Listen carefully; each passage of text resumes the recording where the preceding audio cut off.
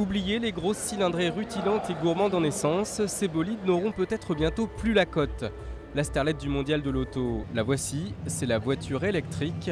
Ces véhicules ont pris de l'assurance et sont devenus beaucoup plus fiables.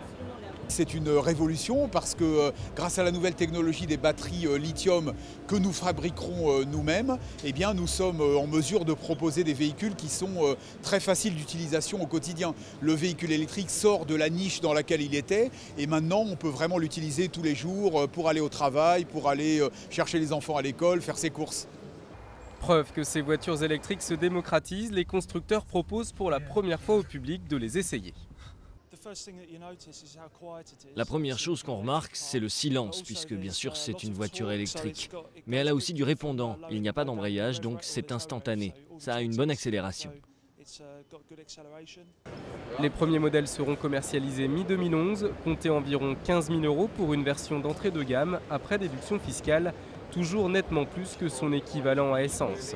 Pourtant au début de l'aventure, il y a quelques années, le pari était loin d'être gagné. Hors de prix, pas assez rapide et surtout un gros manque d'autonomie, les ventes n'ont jamais pu décoller. 30 000 dans le monde, dont environ la moitié en France. Aujourd'hui, ces points faibles sont en voie d'amélioration. Le marché est donc porteur.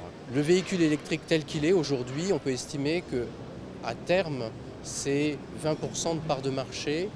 Ces voitures sont surtout adaptées aux petites distances avec une autonomie de 150 à 250 km. Alors avant de partir en vacances à l'autre bout du pays, il faudra attendre encore un peu.